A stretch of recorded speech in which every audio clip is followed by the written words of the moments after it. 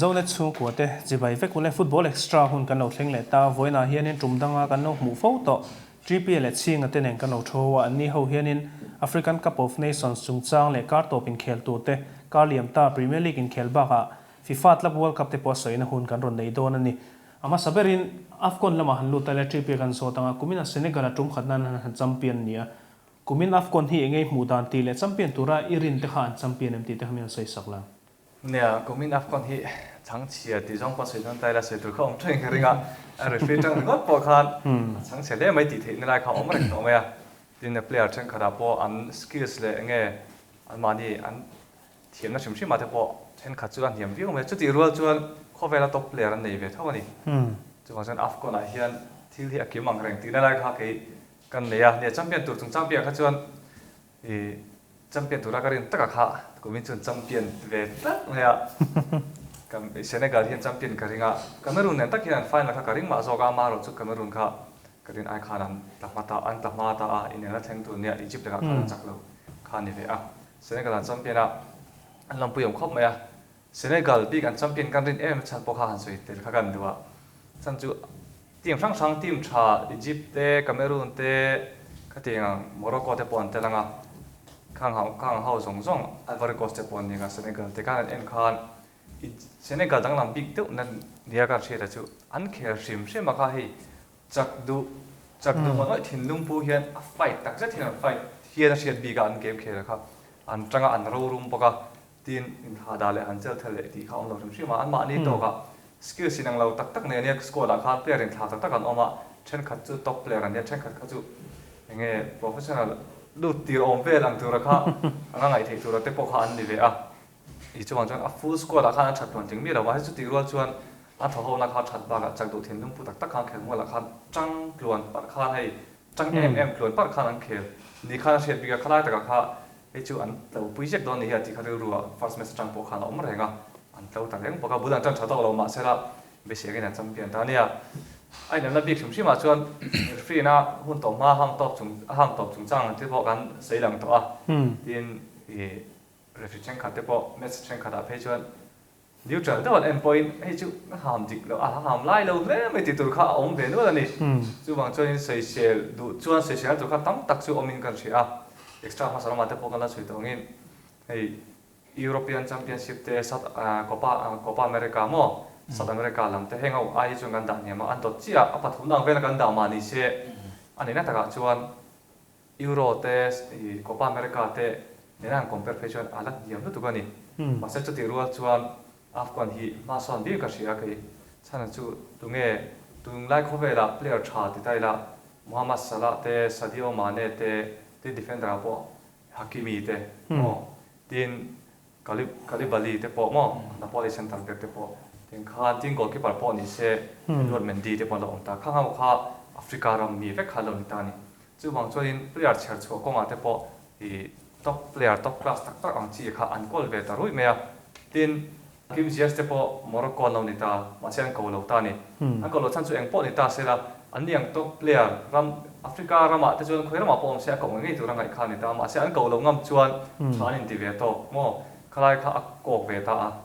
tin an tha ve tho reng bok ta chu wang chuin an player ko lo ngam te po hi han en ta ira tinga ngang ko lo ngam ani chuan an football level hi asang ve ta le ni ti lai kha alanga tu thu sam lo na tam tak su ro ma se ma sona tam tak ka muin ka sia hole hangai nom lai me ching kan zot ve lenga khami chungchang han Afcon chungchang be khan nge han sei bel du te nem ti le player of the tournament a mane thanan ni chu ba goalkeeper a hi Mendy te po than ni heng ho ate hianin a then chu han sei sel tok te po ma goalkeeper a te po Gabaski na phuzo ke ti te po ma Gabaski ha second a po hana lang phak lo wa chung te chun ta hemi chungchang nge han sei du te nem nia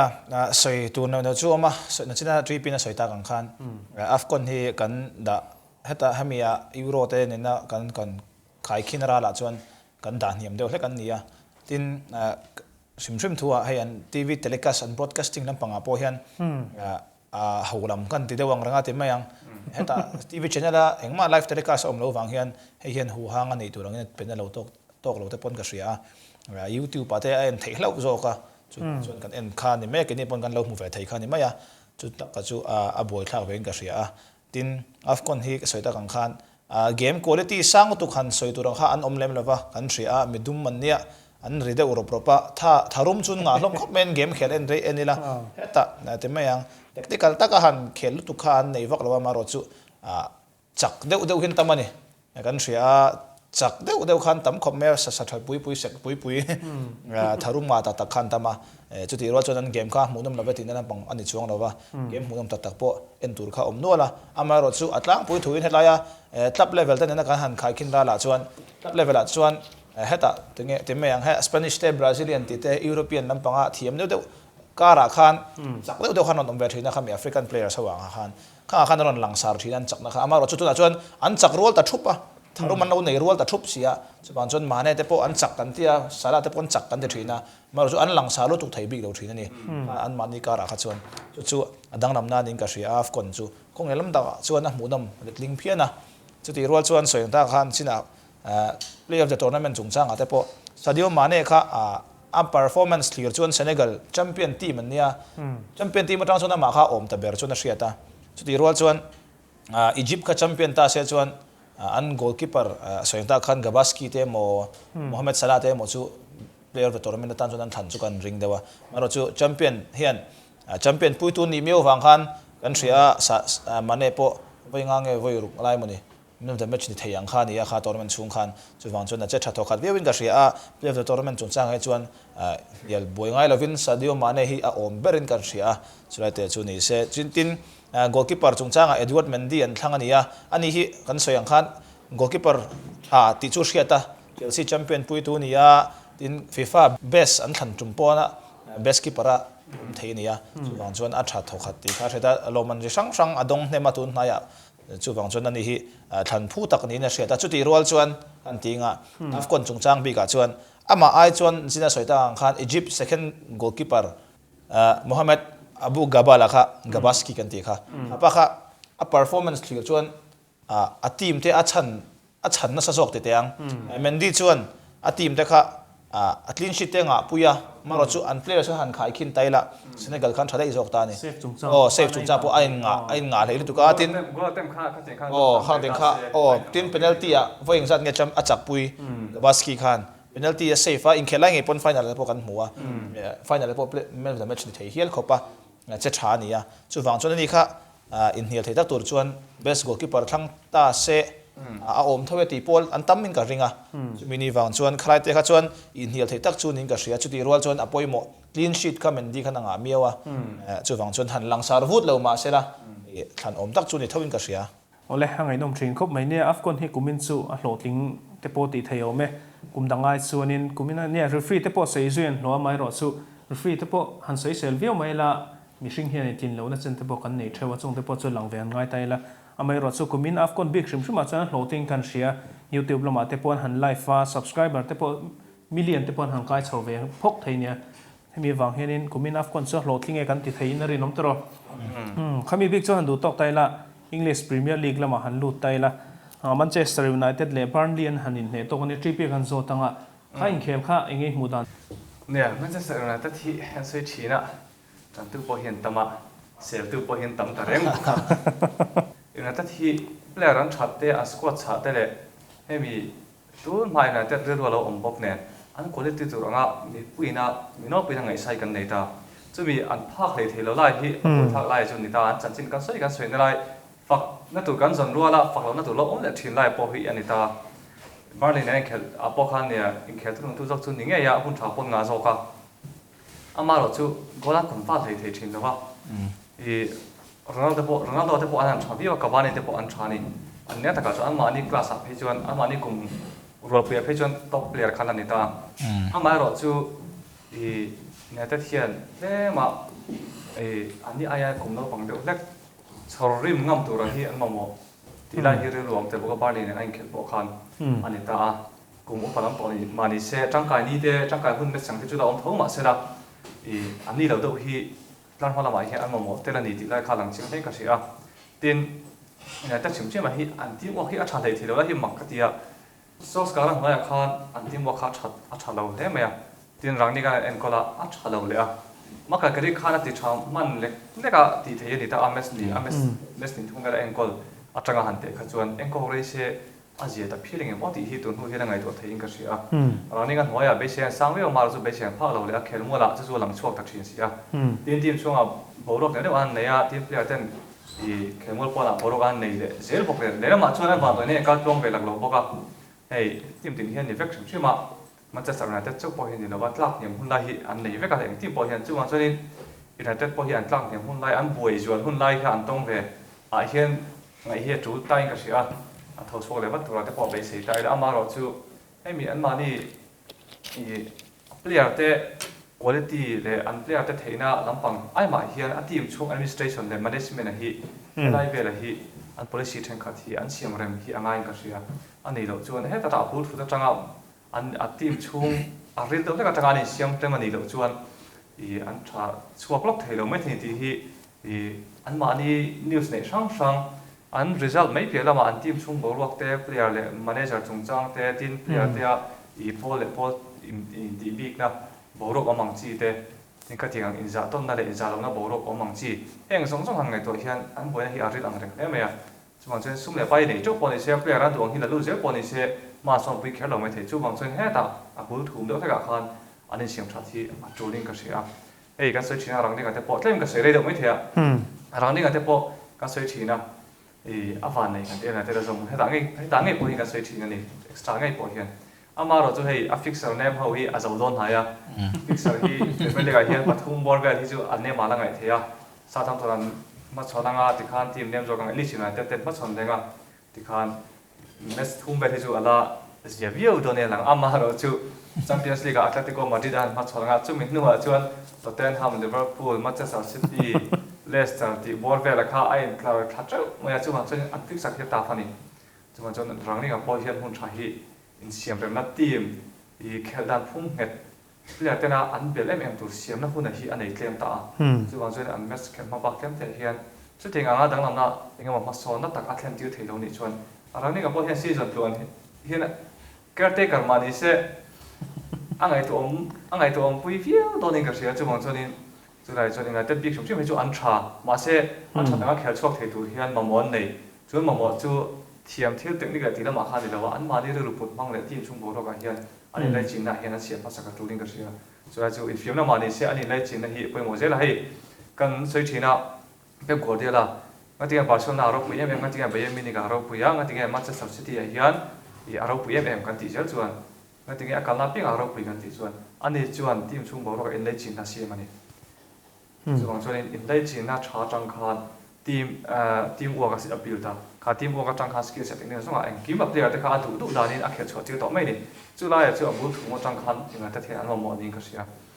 ale ai nom hle me ching kan zot ve le ha langa in khel ma khan in rang ni khan kan in siam tha toy han te amai ro chu a soi zo nu loka kha table mong lo tu Burnley an han draw pui le ni ta e team hi an la in siam tha tok tak tak lo ni ngem rang ni ka soi hi chu dik lo deu ani thei nia result khan a shilin ka ria table mong pha Burnley an draw chuan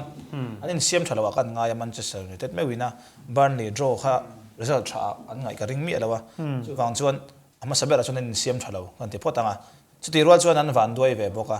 VAR kha an tuar ve ni VAR om lo se chuan kha goal ni kha pom se i Manchester United khan an sop ang a ti thei tur khopin at tran tir khan an game kha tha ni maro chu apoi ta bera chu an goal pani an pom sak lova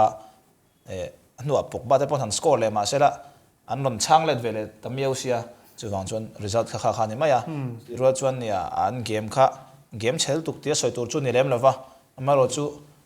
tu ma kan mu thin Manchester United game kha chu ala ni chi alawa ni chu wang chuan anin siam thalo le a kai chon kan nga ya china 3p soi kha kan thopa team chung bo ro khi a fu to ko win kan thria players te a po anin lung rol thalo ni na hriata Mason Greenwood ta chungchanga rongat po soi to tam tak om ka ringa kan thra to in ka ringa khanga po then chon social media heta Instagram ati kan tiang ate an lo unfollow po lan lo oma team khat then khatin tin kan thu chon ngot tur ni lo kan tran pui tur zo kolom kan dom kang tur zo kolom ti anom line then khatin an lo o kan heta kan support tur lo man ti line then khatin an lo unfollow mail ma ta ber ang do min an chua chu wang chon team khan kan tang rual lo ti kha shet renga in heta administration chungchanga enge an boro kan juk shet ve phalova management chung changa po a fu tok lo ti chuna hriata so yang ta kan khan rang ni ka ron lu ta heta soi fo thin angin heta po kan soi to thina club lian le en kol lo ni wangin Manchester United te ang khovel club lian berin ti ang tan khan ani hi apatoi dewa muni le o kan ti dewa chan chu management a fail te top mai te ang management a thalo ni kan hria ling ka ta chung changa pon boi hle an thu tein mulawa an thu chua le an tak tak an ti dan hain ang lo ni te pon na langa chunga chuan boya tam tak kha an nei ani chulai te chu ati fail tu chu manager an nia amar chu manager na ti tu re tok lawa kan ngai dewa chu mini wang chuan boru kha ti khana sai sa ta veka anin lungrual lo ti kha hret renga chu mini wang chuan kha tinga team anin lungrual lo miu chuan an performance an khel chu huna khana lang tha thei lo ni tu te po khanin tran pui ton lo te mayang an ni tu rang thap thap khan ti lowa chu wang chuan i kha khan result tha pe lo te pon te po ti la kan soi sorin kan ring lo dewa chu wang chuan anin siam tha lo ka ti ni ole hangai nom thin khop mai tripe kan zon le ngalang kar to pa hianin konte hnuai siam tha to ten ham po lo ne thei tu Southampton kha an mi khwal don ta ania ingang game ngai be sei ti le United hi he game a hianin Southampton team tun hnai ron thalaka hianin anin siam tha thein ringem anh siam thật chứ cả bé sẽ khóc mày à anh mà rất siam thật giấu lấy ngô đây cái một tí lại khá anh liền tất cả này à anh mà đi mua là anh này à anh mà rất sĩ rằng các mấy cái này tất nhiên anh mua là bỏ hiện anh đang làm tấm chung là vậy chứ lại chứ cho nên họ thằng này thì anh này ngã trong tủ đàn xuân chứ mà cho nên Southampton là cái hiện result trái rồi chứ Southampton ai chọn chân sân này trả cái ngay à result trả họ chọc tủ điên anh mà đi mua thì bắt cái big team do cái khăn này ta anh mà rất team này thì đúng hay à ligan mes nung panga kan thile chuan an result ai nang che chani an point lo chua hi tum hi ve an chaka tum hi ve an king pui dai ne to puya tum khat ve tlom khan nia anin level khop maya result changa te chuan tin Southampton hi nia Antonio Conte hoi siam tha Spurs don khir te lu len tum haya anan ne chawani a an captain James Ward-Prowse quality hi season masa che thapiwa tun season kal mek season tir lama be sian phak lawa amar za tun hai hian be se phak le to tinga mani ta a ke tang hian thil poi mo hi chok ne mani ma san po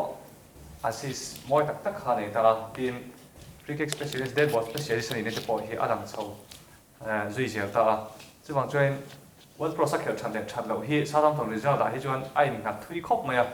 chu wang train ta daga hian World Pro sia ta na le ni chuan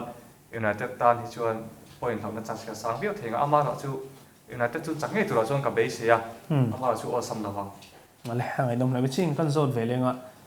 ingang game ngai be sei ti le United hian point thum hlo chuk lo ta se season tharatan hian Champions League be sei na te he tham ral meng man hloi om te a hian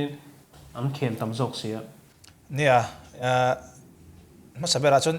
Manchester United hian tun a hian point thum man hlo ni chuan Champions League kan khel phak hi base omlu tu to lawin kan ria so yang khan Tottenham hian match somni pakhata point som thum paru kan huwa United hian match somni pathum khela point som thum pakwa an huwa Tottenham hian an khel kim chuan United khel angza tan khel chuan point som li chuang an hudon to tinania chuwang chuan point som li pan hin hunga United ain point ni an fal don tinan to an fal don ti an sang zo don tinan chu an don to chuwang chuan United kha heta pasari na pariat na chawate pon om dei theini chumini wang chuan tun game an chakhi poi mo hlein ka ria tuna in khel tur kan soin ta kan khan United le Southampton hi United paruk na Southampton som nan om thunga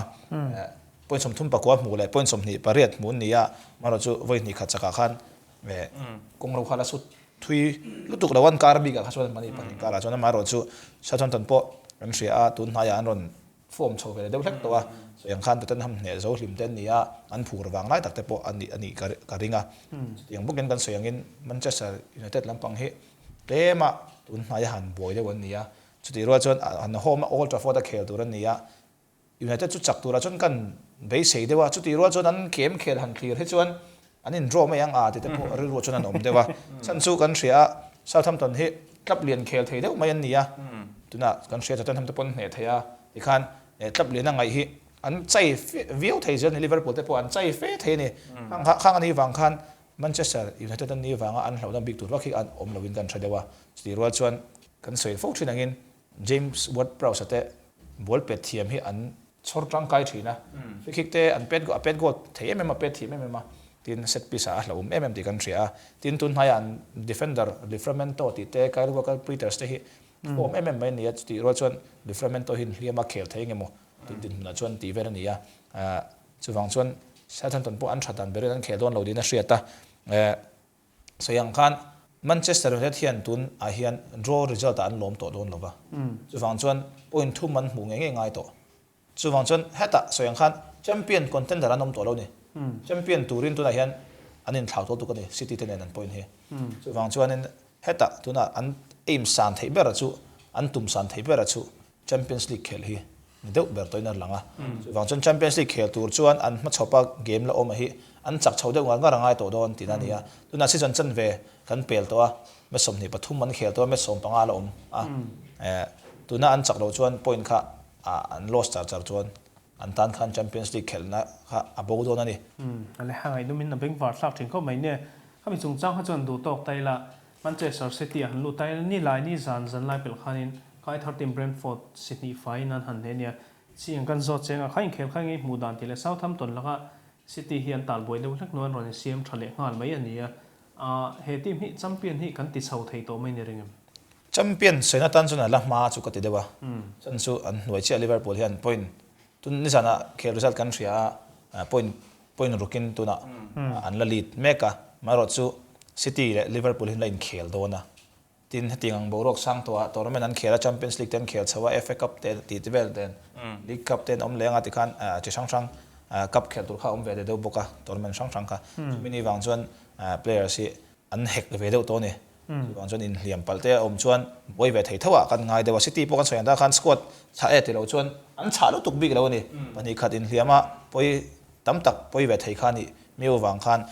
chulai te chu nin kan thria tin chu ti rol chuan champion tura be sei ber chu na ni lo thei lova tuna an din hun kan thria league standing sa po league table apo en taila na pakhat nan ni wanga point rukin an fala kan threnga tin soyang khan City hi che sol ve khur chu nei ma se an che sol mo ang reng khop maya an soita kang khan pepa hian en goal tha naute sang chon striker nei ro te pana khel tir maya khel dan phung ti sang hin ya ma ro chon khel dan het taka chu ball an chang hnem thin ti khania ball an chang hnem in pass thiam em ma thiam bi khin an nomani khanga thiam lo la bo khan thiam bi khan la om ve le zela chu mini wang chon City hi chu anin rem khom fu chuan ton khir phian zela tun Brentford nen an game a pokan thria in khel munam takte soi tur chu ne lawa ma ro chu an dan pa nga in City in ball an chang hnem ma Brentford an u mani deu bera khalai khan chan lo zong ve khani maya ma ro chu City khan ani renga khel dan phung khan thei ngil lawa ani chu an game hi consistent MMA han khel an chakau chuman chet sual chum kan ti po hian chan sun siang in siam zia ni chan sun muzi amaro chu van doi chuman nei ve thina pet gol thei mi ro chang han nei ve fawa chumini wanga point han loss ve thin khan ni maya point han mulo ve thin khan ni maya khami Brentford an khela po ball position apo 76% nai bolan chang ani za som sari paruk bolan chang thei min som ko chum khan chu wan chuan game po kha an dominate view ani sap tong han mang ve taila game po khan dominate view ani an soyang khan penalty tu lo taka Brentford defender in avat takala Sterling kang kha thil tu lo ani maro chu an ti towa soisel thei khanelawa nakal towa I ti so su vai ti thei khan miu lawa tu lo taka avat takala goal la ompo ni lem lawa kha poya penalty an pet goal to chuan Brentford tan khan defensive khel rang thum to si lawa sin phur to chuan vanor ve chang kha oma hangan vanor khan tlemal athiam lo jok na te meang squad che jok na chu player quality niam jok na chu pop chang khalo nei le thina mong lam panga kha khan tur vein ka ria De Bruyne thiam jete po kan la muin ka ria tlang poi thur soi chuan game munam mutuk te soi tur chu ne lawa ti ro chuan City chu tun din huna chuan champion thei tur chu an la nia champion be sei bom ber pon nin ka ria ole hangai dom hlame champion an zot ve lenga khami chung chang khaninge han soi bel du te nem ti le an hnuai am te hi an tan hian an la nok sak phak em ti te hamin an soi sak ve le la nia City le Brentford in khel bi kha chu chiang sei ka tong pui fe ka chak phu zo khan chaka chumina ti chen do chu chakan phu je ti cheng do tu chu khai khel han in khel sunga Brentford ina go so ne kha chung ru kan ya City na go so nei song song pon ni na so on ta ka ngoi kha chung sari ni ya ai khau lu tu khim shima tin bo poi san te po kha sei langa chu wan cha kong en ki ma City khan chung nunga chak phu tak khan an chaking ka sia statistic atanga en page 1 20 kha atle mangi oti the tu zo kan he ka sia chuanin city campaign thum kha an phu viawani tilai kha khamin khelbi kha chuni ta sirania an hoi mi te chungchang bi ka kha chuan an hoi mi te hi chuan an la palboi thei namau maya again club khan tuk in jing news sok thara khan asaye tiano talan kha oma chu Liverpool hian Manchester City hi pothana chance kan nei to lawa ma se mi hian an ring du tak dawa chu thil chu atia man pon lama hian bogro hi siam ve deu ni hian langa mind game hi an play chhotan an ti chhotan hian a hriata chuan chai ngai dam chhobia to ta po ngai da I tuna hian point kwa an hian point thanga tak chu amaro chu Liverpool an khel kim se point ru ani don ta a chuan chuan chance chu law mani changsi chu chance nei to lawa ke I kan ngai dewa yan tani chuan har sa zual dewa Liverpool ta point hian be se hi chevio to amaro chu be se na nei na san chu online ma chon dona bang ni meya April ni kwa a rom han sa sang chuan April ni kwa ni dona dasri legend ve za na in khelanga anin khel thei ni chuan rom han sa hian April ni kwa sa da som ve la chuan City hi an champion a ka nga ye an champion chek le ve ti te bo hi sei thar le ngai ka ringa chu bang chuan I tuna transfer winter transfer te pon zo ta City anin leido ma se Liverpool chuan Luis Diaz te pon leita ni zan lama te tin FA Cup lama te po akhel kan ta an tangkai puivia te pon rin ama chu bang chuanin I an hoya om hi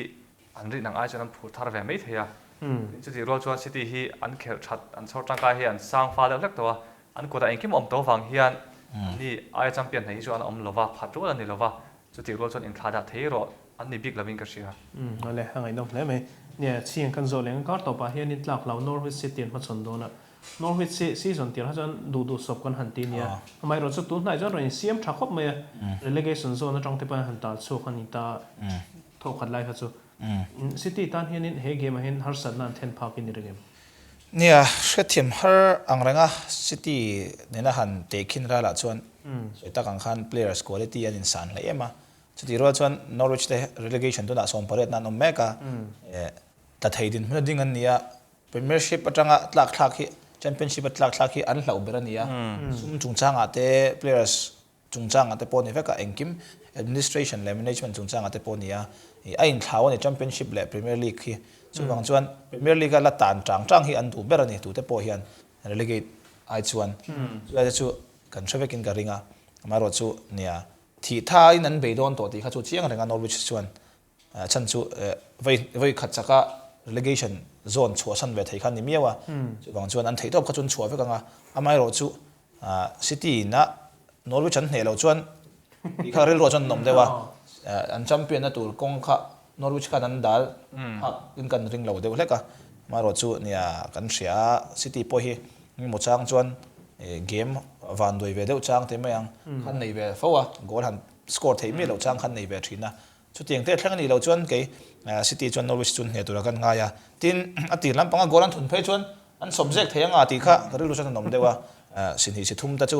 อันพูดตัวกันง่ายงด City Norwich City จวนจู่ไม่ก็หูดันได้วันนี้City เฮียนส่วนที่วางขันให้ตั้งจับเลยให้จวนอัน point อันเก็บปะค่ะ Liverpool ที่นั่นการค่ะเสียมเจ้าเสียละส่วนขันเชลซีตุนน่ะก็ต่อไปอินเคลในเราเลยโดนเด้งหาละเชลซีดันเพย์จวนอันตุนขัน point 2 บาตุนน่ะ point 2 บาทุ่มยันฟ้าซาเคลินังอ่ะวันจวนเคลที่นั่น City อันเคลแต่บางอันจักจวนเชลซีไอคัน point 2 บาทุกนั้นฟ้าโดนตัวที่นั่นนี่pressure ค่ะเชลซีข้าจนอันมันนี่ขนาดไหนโดนตัวมีอะไรวะมารอดสู้เสียงทางลิเวอร์พูลเนี่ยได้อินเคลเลยโดนในพรีเมียร์ลีกว่าทำลายเตะค่ะกันเตะเดี๋ยวชุดเดี๋ยวเบิร์ตตัวกันริงกับแชมเปี้ยนตัวละจวนสุดท้ายลิเวอร์พูลให้เองการันเราละเจ็ดส่วนเพย์จวนเขามีมันเราละเจ็ดส่วนละอันจากเราซิตี้จากเพย์จวนอันตันคันหันพักเลยนะเขาตัวละวันเช่นทรีปีเสียงคันมีที่จวนนั้นละริงฟูระละปวดหลักเทชันจูอันมันนี่บ้าค่ะไหนตู้ต้องโตตัดละว่าซิตี้ค่ะลิเวอร์พูลบ้ากินหันพาหันมีอะไรวะจะมีนี่บางส่วนเจอซิตี้ตันชวนแชมเปี้ยนค่ะสวยถี่ทุกตัวกันริงอ่ะชุดที่เราจนนั้นก็สวยตะกังคันแชมเปี้ยนส่วนใหญ่จนนั้นตันปุ่นอัลลัมมานาตีกันริงอ่ะไม่รอดชุดเจ็ดส่วนเวทีนี่ที่กูเดียวเราปุ่นชัดจริงกันริงอ่ะมันนี่ง่ายเห็นลิเวอร์พูลเด็ดเท่าตัวนี้เบรนดอนโรเจอร์สหุ่นไล่คันข้างอ่ะคันกันเสียเจอราตัดถูกจุงจ้างแต่กันเสียปุยเสียแต่กันเสียข้างอ่ะคันอันนั้นเละเปลี่ยนเละทีนี่ข้างอติรินข้างคันฟ้าโลตุกตัวนังคนเวลาเห็นลิเวอร์พูลค่ะสู้ฟังส่วน chết chuột thế đi thì sẽ chiang tụt chun mani bốc hiền gần xia chết chuột khá thiang tụt lâu khôi tan tan bộ khăn champion tụi mình đi chuan thì khá cái rồi chun nó mà tụi game bi cả hết chuan City hết chuan Manchester City hết chuan Norwich City hết chuan anh hệ tụi là cần ngay ole tripia kan zot ve lenga kum sang ni som ni khan Liverpool dei han soi te la Watford khanin an kal tluang lai lu tuk record siam thei tur te po khan lo pot chat thei ni kha tiang deuh vel te khan tungkar to pa hianin City la ka Norwich se hi an che thei ni ringem ti le nge nia Liverpool City hianin all sam takin point thuman lo chu kong ti da mi han sai sak ve le la nè Liverpool bỏ thắc te bỏกันเสียWatford khanสิทุ่มไฟอันเนี่ยคานี่Anfield อะไรข้านั่นเนี่ยก็ไม่ถึงมาLiverpoolปอทักเราเขาจะตัวนักซิตี้ดินหุ่นให้อังแล้ววะก็ไม่ถึงเขาจะLiverpoolเขาจำเป็นเชียงโตสุกาเขาเป็นpointนะอังไงแม็กซ์สร้างฟ้าแล้วตุกโตทักไงนะอัมโตเราอังเฮียละไงอยากคันดิตาจุดบางช่วงนี้อันมาเนี่ยเขา over confidence เด็กคันออกมาอะไรคันนี่ไม่ตัวไหนเราจนซิตี้ดินหุ่นที่อันสันดานที่ point รุกจะว่าละไงทีนี้จุดบางช่วงนี้เขาไล่หุ่นน่ะLiverpoolเลยตัวหุ่นน่ะซิตี้ที่ไอ้อังตลอดตาจุดบางช่วงนี้ข้าไล่Liverpool over confidence แต่ก็ไอ้คันจุดมาเห็นซิตี้ชวนเจ้าส่วนเราตะกี้นั่งเขียนทั้งวันจุดตักจุดซิตี้อันเราหน้าเชนปออันนี้แรงบอกตาอันสันฟ้าอันนั้นที่ดูทูสสามเราวางเห็นอันฟิล์มคูร์เวรงส่วนริซัลปออันริซัลปอเห็นชัดชัดตาเจลแรงบอกอันพอที่ท้าวเข้ามาNorwichเนี่ยNorwich point สองภาษาเรียนเนี่ยซิตี้point สองรู้กันเนี่ยแต่จากการชุดไปยี่จวนซิตี้จักเชียงซาขัดตีไม่เทียทีนอันสกอตเตนเขลดันพุ่งเตอันมาเนี่ยชิมฮีจีเลยจุดละกันเอ็นพอซิตี้จักเชียงซาเตปอทีละมีตั้งเปอร์เซ็นต์จุดกันไงด้านนั้นยังอามาเราจูNorwich Cityหอมาในโดนะกี่อินเขลกับเบสเซดานะจวน Norwich Cityเฮียนจอกตุ้มินอันเขลกันริงจักตุ้มจวนอันเขลงำจุกันริงแล้วว่าสักตุ้ทีมอะไรเฮียนจักตุ้มมาฟุตบอลจวนจักตุ้มมาเขลจวนอันอัตแทกทีมมาเช่นNorwichจวนอันอัตแทกลุตุกงำแล้วฟังสักจูบอลปอนจังเคลมจอกโดนที่เชียงซานี่จูบางส่วนโจเกมันเขลกันริงNorwich City เฮียนอันโจเทชวนgoal difference อันจงก็อมนี่ก็สิได้เห็นสร้างเท่าเสียที่บางส่วนสมปริณาโฉบถีโดนเท่าว่าสมปสรีนาจอกมั่วสมปริณาออกมาตัวน่ะซิตี้แล้วก็pointขนาดเท่าช่วงชัวอันเท่าช่วงนี้ชัว relegation ชัวได้อันช่วงโดนจู่บางส่วนนี้เขียนตั้มเท่ามาเสร็จละตลายเราเว้นชัวไล่ลอกชิมใช่ไหมคะอันตันคันเงี้ย confidence boost นั่นเตะเรื่อง moral เท่งินกติงสองหันเสียงเริ่มนั่งคันที่ร่างกายอันมาหมดประคัดคันนี่เลยบอกว่าจู่บางส่วนนี้อันมานี่มัวแล้วนี่บอกว่าอันเขลฟูจวนอันจังเทเจกันฮะอันดินโนพุยเทเจกินกันเองฮะมาเราจู่อันเขลฟูเราหลักล้อนี่เราชนก้อนชัวจบกันเองฮะจู่บางช่วงนี้โจเกมันนี่เราชนมาร์จินเจ้าตะกินสิที่เห็นจักกันเองชวนให้สิขัดไฟสิที่ไฟที่วอลเวลเล็กจู่อันนี้กันเองเราวันแรกไงดงแล้วไม่เนี่ยข้ามีจงจ้างที่เขาชวนดูตรงเลยแต่ละนี่สังหารลิเวอร์พูลเลสเตอร์ซิตี้ซิดนีย์ไฟน์อันเนี่ยทริปไปกันโซนเลยอ่ะข้าเองเข้มข้าเองมูดานทีเลยอันสตาร์เพลเยอร์มาเนี่ยเลยสลัดที่ซีซั่นท่าไรเห็นช่วงตัวรังสวยเตปอนออกมาสลัดคอนแทคจงจ้างอันนี้มาเนี่ยเห็นเรียลมาดริดปันจักตีทอมเตปอมาอาไม่รอดสู้ให้สลัดเลยมาเนี่ยแต่เราเห็นรินน้อยตะเห็นจะถือครบไหมอันเพลเยอร์สลักลูทาร์เตปอนี่จีน่าอินเซลุยส์เดียสเตปอข้ามีจงจ้างเวลแต่ข้ายังไงดามีฮันสวยสักละอันบวยพังเอ็มอันนี้ปัญญาเราเห็นลิเวอร์พูลเห็นชัดโตขึ้นในเชียมเนี่ยสหิตามครบไหมอ่ะมาเนี่ยที่ทุนนี่ปุยทุนซีซั่นชัวเฮียนนี่ปุยทรานสเฟอร์คนไหนเฮียนเรื่องมดิดละมาการตัวรังสวยเดปอกอันเดียนครบแม้ตัวไหนฉันท็อปนิวส์ฮอตนิวส์อันนี้จอกมังจู่วงอาคารนันดาเตลที่ละสุดที่ยังเวลช่วงนี้อาทิตย์สลากคอนแทคจงจ้างเดปออันนั้นติดเฟลละวะตัวไหนเห็นเตรียมตุนพุ่งเสียหลังก็ติเงินเสียพุยเราไอ้จุดที่ง่ายๆตัวทุกๆนัดดิกเราตั้งกันทุกๆนัดชาเราตั้งกันที่ปอลเดปอเราเอามาปั่นติดเหรียญพุยเดปอจู่บางส่วนอันบอกรัวที่ที่อัชาอันนั้นไงรัวที่อันเองหมดเจ้าหน้าชวนชาเรารวยที่อินมุงแม่กับที่อมเวทเท่าว่าไอ้เงาปอจุนี่เสร็จละตุนดินหัวหน้าชวนทีมชาเบอร์แต่สิ่งมินนี่มันจะสารสิที่เตปอกันเสียไทยเบอร์เตปอนี่ตาเจละที่ลุยส์เตปอนี่ค่ะเสียตุนนายอาเคที่กันเราเอ็นนี่ชวนFA กับมั่ว FA กับเดบุตเมสเคละอาศิสารนี่ฮัลเกี่ยรังครบไม่ฟุตวอร์กรังเสียกันเราเสียงทีนิจานะเลสตาร์แล้วก็อัสตาดาบูลจานะเคเร่อันเอ็นขาดเป็นเรื่องก็ให้อินเสียงรำนั้นหุ่นเอามาเหมาะทำตัวเหล่านี้นะเชียตาที่วันช่วยซีซั่นทำมาหาอีกครั้งแล้วว่าพรีเมียร์ลีกเพลย์หมู่นั่นเปิดแต่จริงมีอันอีกครั้งไปฮีเชื่อมจะอัคเฮลดันสไตล์เลยพรีเมียร์ลีกฮินเมสตีนะอัพเดทอัคเฮลดันสไตล์เลยพรีเมียร์ลีกไอ้มาจนอัคเฮลดันสไตล์เลยกว่าซิสเต็มเห็นมีสุดท้ายแต่ก็ชื่ออัพหมู่พรีเมียร์ลีกอัพหมู่นั่นเทในไลน์ตัวราคานี่ก็เชียร์ที่วันช่วย thấy na này sang xí à anh đâu bằng bọc xí future này này chú à vàng này mang sầu don ta future này cũng xong thì bằng ball về này cũng không sao là khéo thế này chú thì rồi cho Liverpool front three cái sự thiên Firmino te Mane le Salah te chú cũng xong thì bọc xong thum ball khá lâu này ta chú cho anh đi cho future khát lem ta này cho có bảo hiền tụi na nghe khó thăng là mà thế mà interserial look thì mấy tiếng mua được đâu sẽ ina soi le zel dan phei chuan club hian muang chang ti hian a front three Firmino Mane le Salah te hi thak dan siam rem dan hi angai to meka ti hian a build chhoni team hi atia antia chuan hi Harvey Elliott te po a start fo ta ti ni jana te po Curtis Jones te po ron start ta ni Jordan Henderson te po start lawa tin James Milner te po lo retire don nai to angai thei ta atia midfield ma mo le lo kan ti chuan Harvey Elliott te abai sele de yatin Fulham mi Fabio Carvalho te po samara hian laklu alatum to nai be na kalpui le tang tum ti dekha ani mega chu wang chon ko ba hian tia kanwa en thuak ang ai hian achung ri la hian team hi siam thar din thar hi atum ni hian langa chu wang chonin Mane remori ra soin hai view te po kha chemical zera kha ni ta il theng thei tam tak remorse kan ti rual hian theng thei ve renga ni atakalo ni ve thei ni ti lai te po hi ru ama chu wang chonin Mane le Salah hi an pahnih taba omlo top hi chuan mi zona kha an pahnih taba an omlo ni hi chuan an tor chin chu om karinga ama ro chu pakha zo ki an omlo ni chuan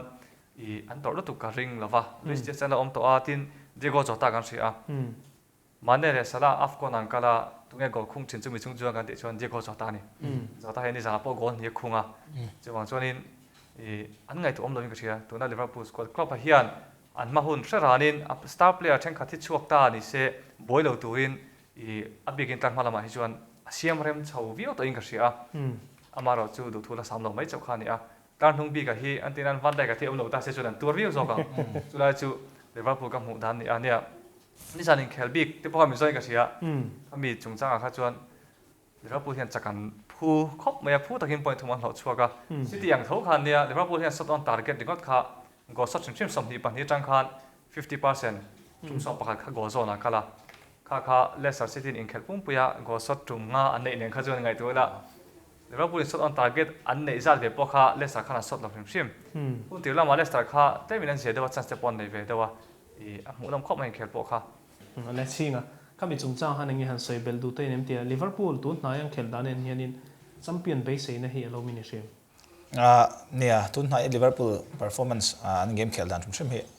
game hi mu nam khop min ka hriatin phuram deuh chu Liverpool fans ana phuram deuh chu players thar thatak mai an leilu ta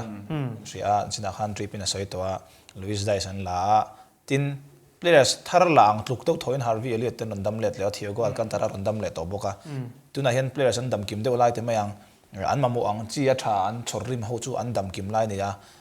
an game kha mu nam khop men jan ta pon kan thria bencha Chamberlain te Salah te an thu pa tin Mane ron let lo ma zo ka ron let phei chon Salah an om phei chon tu tenge sa tang ti thlengin ril ru chuna boi to zo to na tlopatan chon du thlan turan tam to atan chon alu hai thak to ma zo kin kan ring dewa chan chu kan thria man thiam sa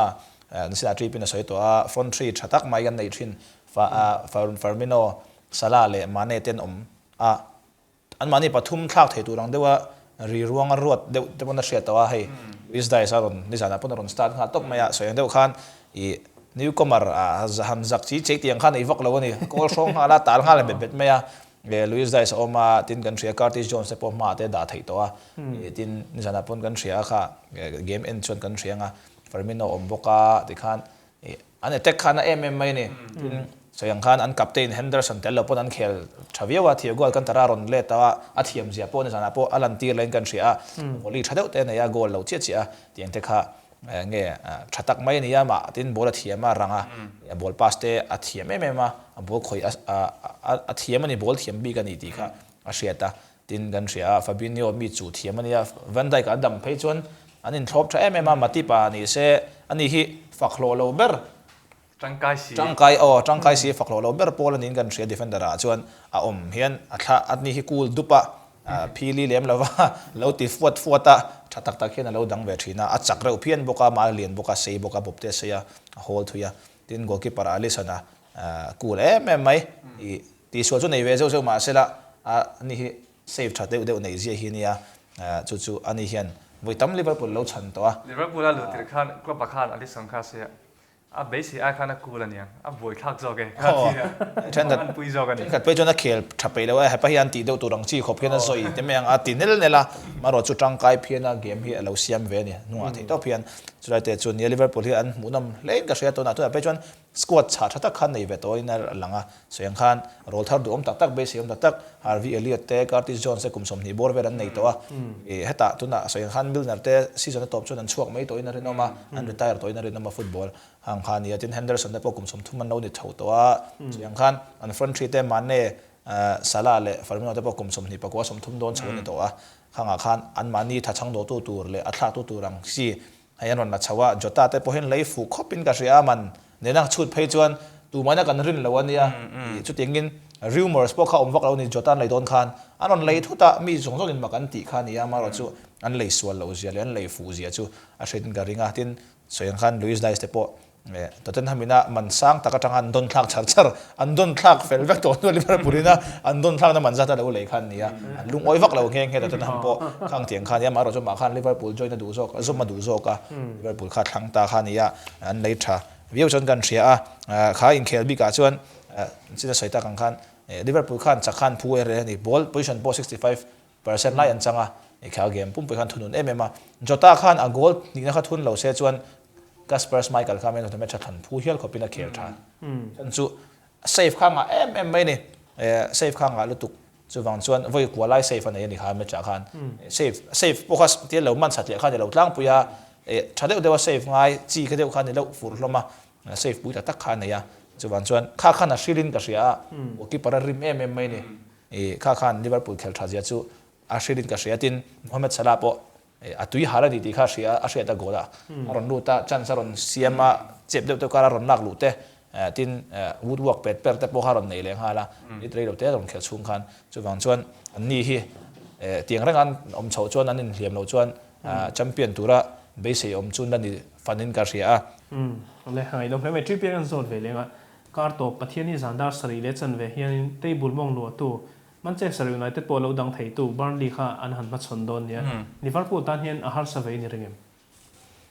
all somehow loving karinga amaro chu Manchester tana has ang em kha chuan har sai karing lawa chan chu tun ding mura chuan Manchester la Liverpool in thlau maya United tana har sa teu kha Liverpool ta chuan har sa kher lo thei chu ni wangin khalai han compare zu la kha chuan I kan sei tel ve sim duwa nia Burnley hi tuna an table mongan ama point song pali nei ama chung khel claim fal big mm a kia kim se an chung pani pathum bor ka thi chung nei war thei khan ya result tha ni chuan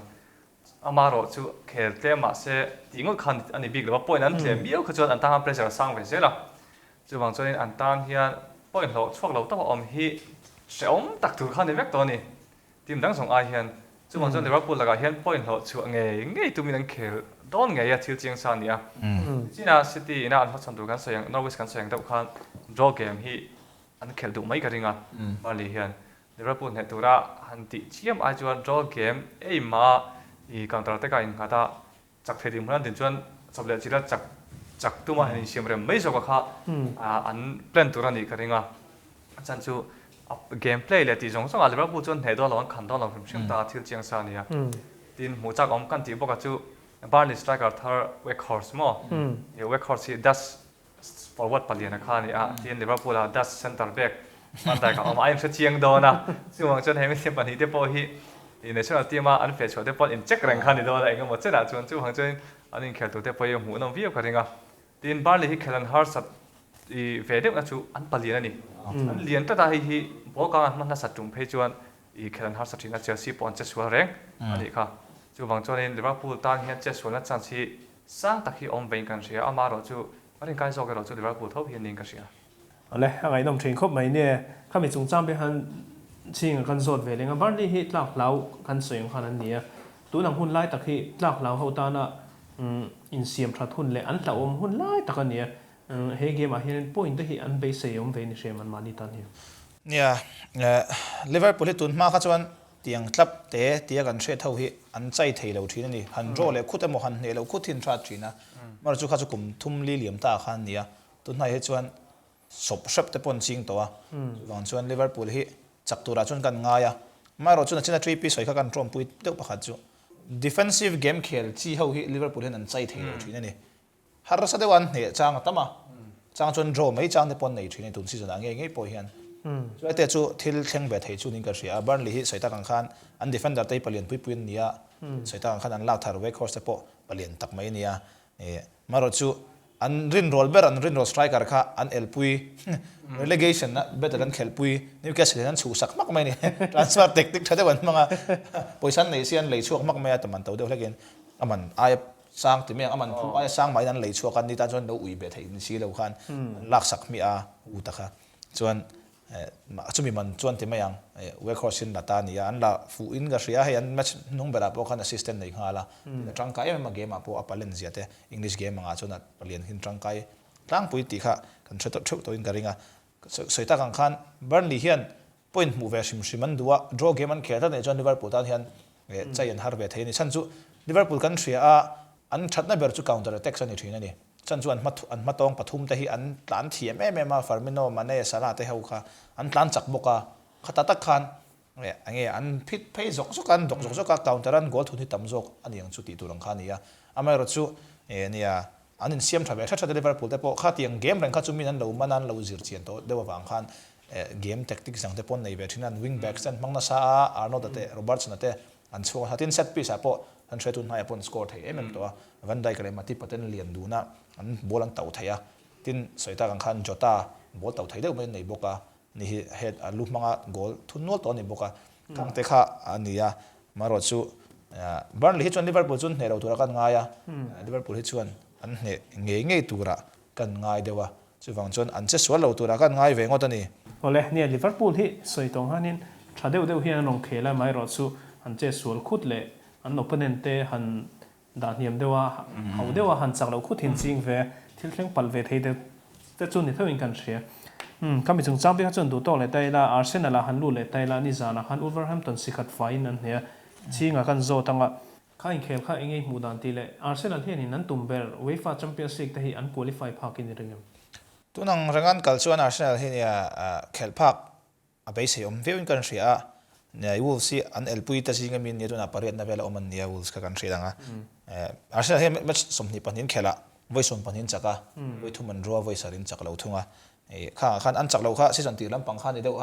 เสียเบรนท์ฟอร์ดเนี่ยเราว่าทีมตัดเต็นทำมันเนี่ยเราว่าซิตี้อันเนี่ยเราว่าเราศพชับอันนี้ศพที่ชับที่จอกเตียงตัดเต็นทำแต่เชลซีแต่ซิตี้แต่ข้าขันอันศพแต่ชับลิเวอร์พูลแต่ปนยังอันเนี่ยเราแต่ขัดลับเลียนเนี่ยเรามาเราจู่อันมานี่อายะเตะกันไงเฮาเดี๋ยวไม่ยังข้างข้าจู่อันเนี่ยตั้งไปกันเสียให้วูลส์แต่พอวูลส์โฮมาอันเคล่าแต่ก็จนวูลส์situnให้จวนเคลชัดกันนี่อันแมเนเจอร์พอmanager of the month นี่ไทยครบเจ็ดชัดปุยขันนี่ข้างบางขันสิโตขีดตักไม่นี่ส่วนต่างขันอัน defender แต่ปุยชัดตักเขียนเทียมอินที่ไม่ยัง goal เวงเทียมเรียนนี่อินเริ่มคมเทียมจุดไหนแต่จุดใช้อินก็เสียมาจู่สิจุ่มดังอัน players ทับเบอร์เราหิมไม่ใช่ที่ตุนสิจันจู่ข้างขับหัดตัดเสียแต่ว่าอลูวันติเลียมเฉาเนี่ยเฮียนง่ายที่ละโอเล่มเรานี่นะเสียแต่จุดมินิวังจนอันตร์มาเฮียบิลเลว่าที่อัน playersตัวชัดตักไม่ได้มาโจเรียนชัดชัวร์ก็แต่ไม่ยังอันล้นชัวร์ได้บาร์เซโลนาข้างเตปกันตัวไปเตปนี่เทียมารอดชัวร์ตั้งไปที่จนอาร์เซนอลเฮข้าเกมมาจนนั้นอันจุงนงติดตัวนั้นจุงนงจุนนี่เชื่อเลยว่ามารอดชัวร์อันเคลท่าไปตาจุมาร์ตินเนลลี่อันเรดการ์ดรอนหมูข้าไปตาเบร่าโซนี่โลกาดข้าหมูเอตามีโชว์ตัวข้าว่าเบ่งทักสักการวันเนมกัวละถ้ามีอันโชว์ลังสีเอเวนเตจเปียเพย์จะราคาว่าฟอลเลยเสียจูเราเดี๋ยวว่าค่ะเยลโลกัดค่ะจู second ส่วนปังงาการเวลาคัน second งาบอลเวลเลยกันยังเวลาคันเยลโลกัดไว้นี่ข้าหมูฮาละจูเราเดี๋ยวว่า red card ข้าหมูผาตาอันนี้ red card หมูข้าไปวิวินเสียตาอันเป็ดต่างหากเดี๋ยวว่ามารอจูสยังคันเฮ้อาร์เซนอลที่ Champions League กัน qualify ไทยตัวนังเรื่องการชนการริงมารอจู Champions League กัน qualify เรารอชวนตัวนั้น players base ให้ตักสักกาติเตหุยอันจานไม่ยังตีอาติจูเราอมินก็เสียให้ละก็จะแต่พวกกันเทรนกับตัวเด็กพวกคอนแทรคกันละไซน์เบลเราตุนทั้งนี้ตุนtransfer window ฮิตทั้งหินก็เสียคอนแทรคกันไหนค่ะข้างเทนี่เพย์จวน players ลากลู่ลำปังอาเฮียนอันฮาร์สัตตัวนี้ตุนมาอ่ะอัน invincible ไล่ยังขันตัวบิ๊กแล้วว่าเสียแต่พวกอันเสีย Champions League เราตุนเพย์จวน players ลากลู่ที่ฮาร์สัตเอ็มไม่ได้ช้าให้กับ quality players ลากลู่ฮาร์สัตเสีย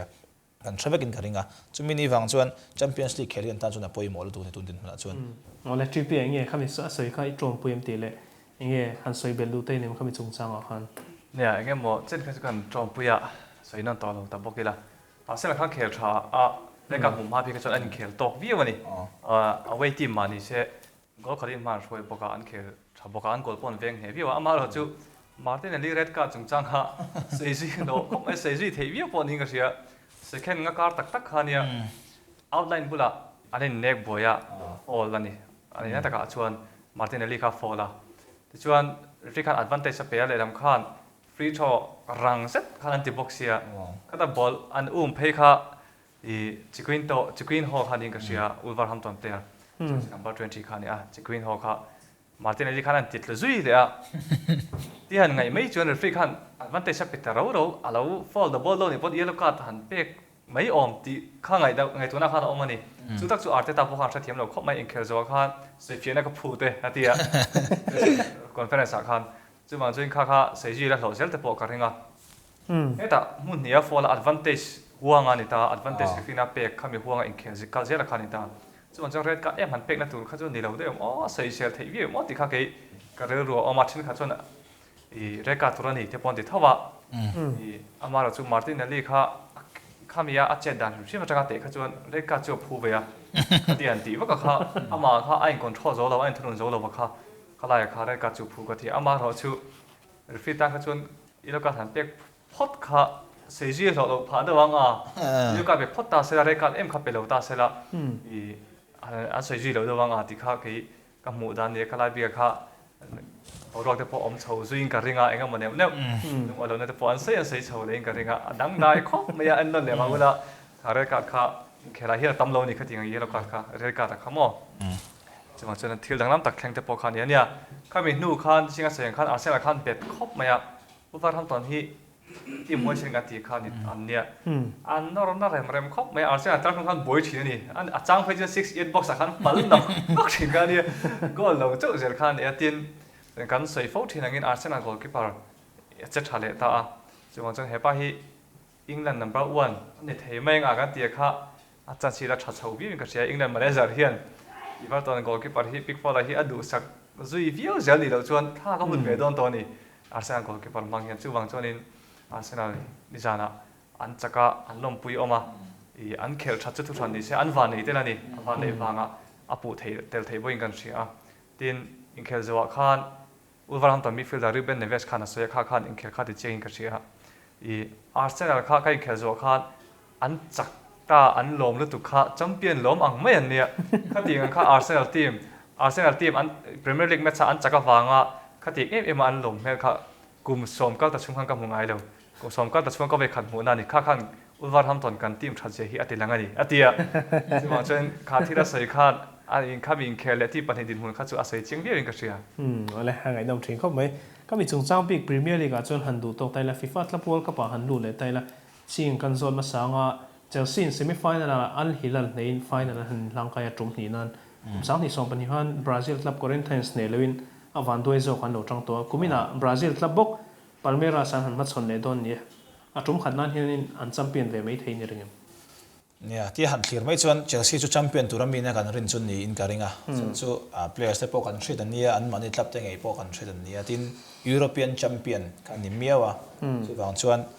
ที่กันทรีอาปอยสันในดันเตอันเพลย์สเตกันทรีอาเอ็งกิมกันทรีอันแมเนเจอร์จุดที่รอชวนอันแมเนเจอร์โทมัสตุเชลละฮะโควิดเวฟางอินกัลเราที่เตปกันทรีอินการิงอ่ะมารอจูนั่นสินะสายตากังขันมาปนคอรินเทียนส์บราซิลคลับขันเราเนี่ยตัวเราวันนี้ตัวน่ะพอเห็นจุดแข่งแบบเท่านี้อ่ะฉันจุดปัลเมราสันเขียลตัวน่ะอันนี้กันเสียเซาท์อเมริกาแชมเปี้ยนอันนี้อ่ะ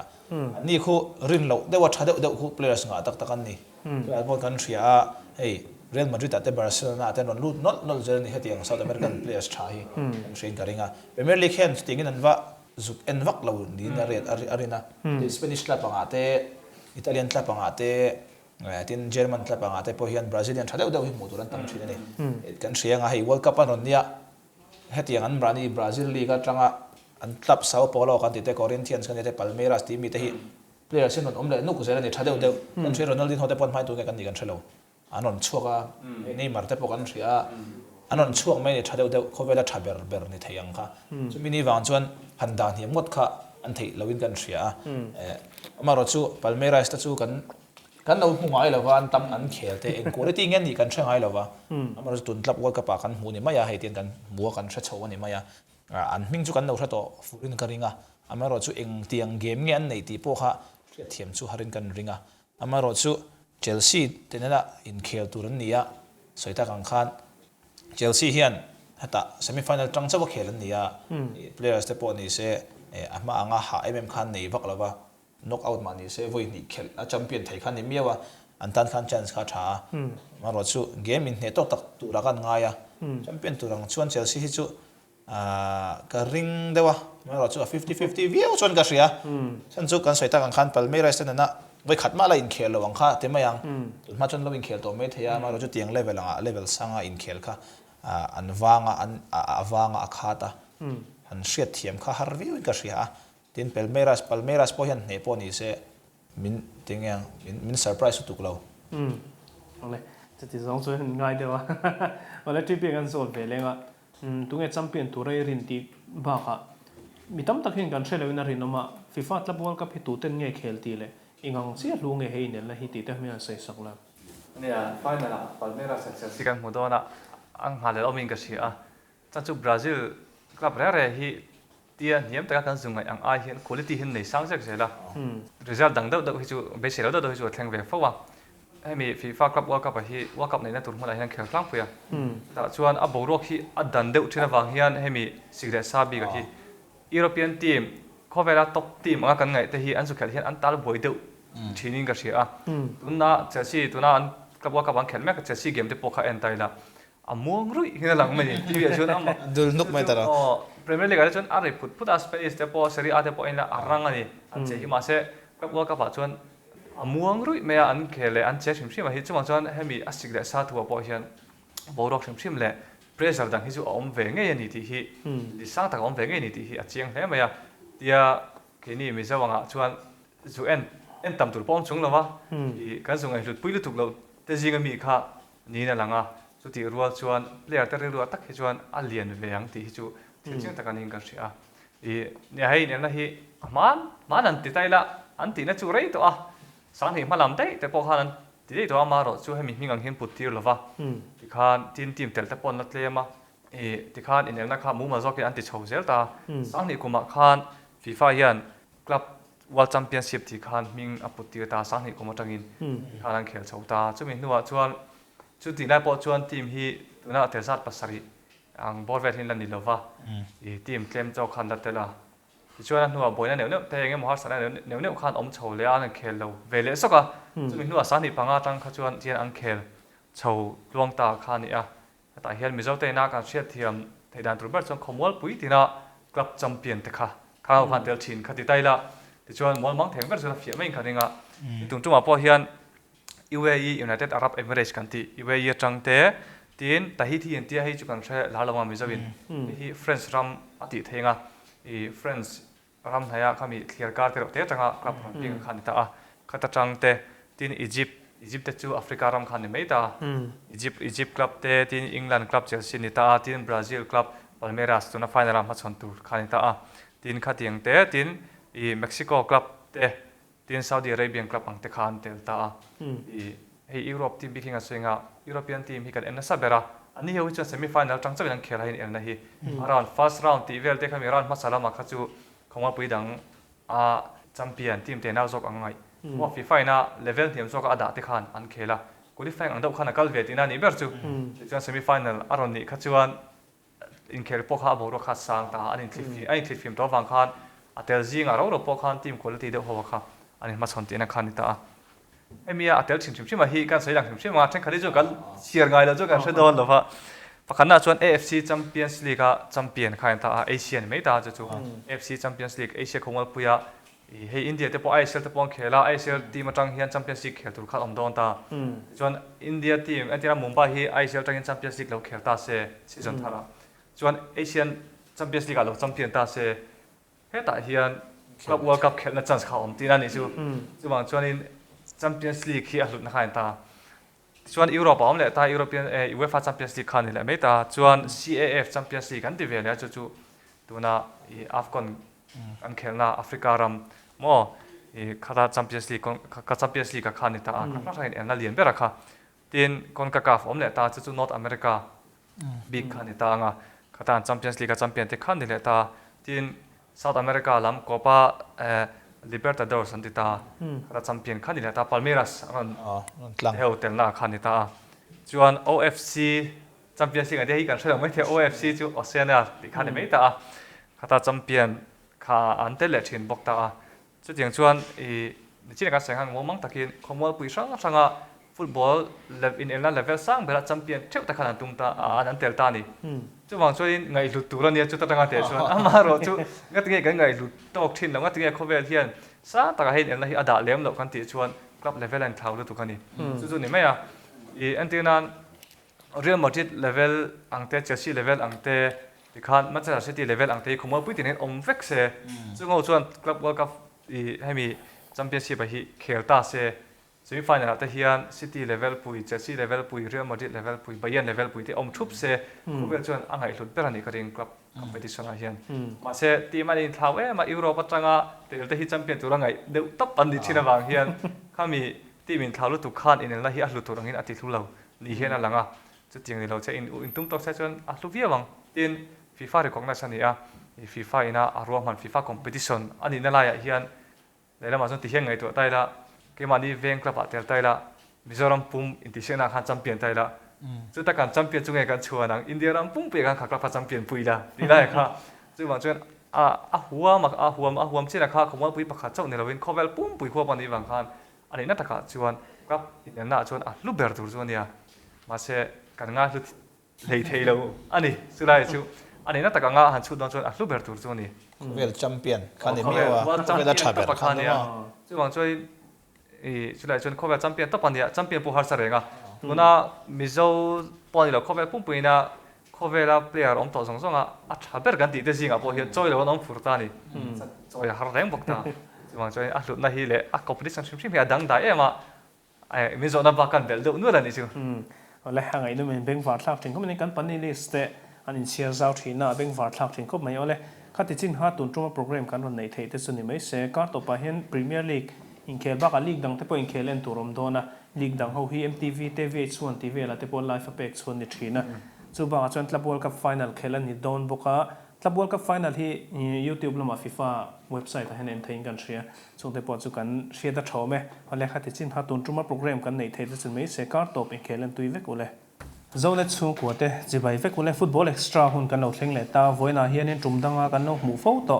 GPL chinga te nen kan lo thowa ani ho hianin African Cup of Nations chungchang le kar top in khel tu te Karliam ta Premier League in khel ba ka FIFA Club World Cup te po soina hun kan ron nei don ani ama saberin AFCON lama hanlu ta le GPL kan so tanga kumina Senegal atum khatna han champion nia kumin AFCON hi engei mudan ti le champion tura irin te khan champion MT te hamian sei sakla